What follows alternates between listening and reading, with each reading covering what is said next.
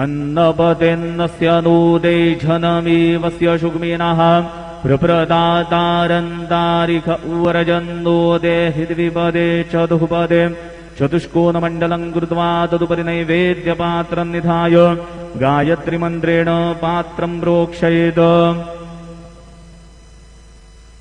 ऋतन्त्वा सत्येन बृहिञ्चामि धेनुमुद्रयाम् अमृतीकृत्य गरासमुद्रया ॐ प्राणाय स्वाहा ॐ अपानाय स्वाहा ॐ व्यानाय स्वाहा ॐ उदानाय स्वाहा ॐ समानाय स्वाहा ॐ ब्रह्मणे नमः।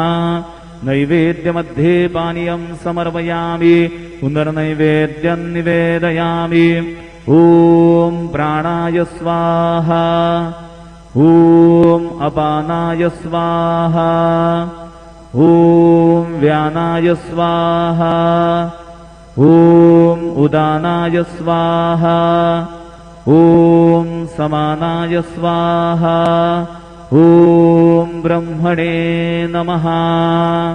नैवेद्यं समर्पयामि हस्तप्रक्षालनं समर्पयामि मुखप्रक्षालनं समर्पयामि। शेषोपचारार्थे प्रार्थनापूर्वक नमस्कारं करोमि। श्री सच्चिदानंद सद्गुरु साईनाथ महाराज की जय।